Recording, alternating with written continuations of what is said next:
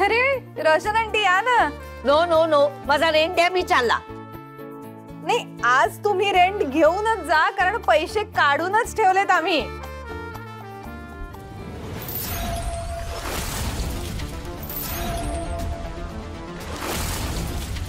स्वामी, या डब्यात पैसे नाहीयेत. काय दुसऱ्या डब्यात ठेवले का? ते तुम्ही लोक काय मला मॅड समजतो काय? हा, मॅड आहे मी? What? I born yesterday or what? तुम्ही लोक त्या पैशाला काय पाय फुटले घरातून निघून गेला?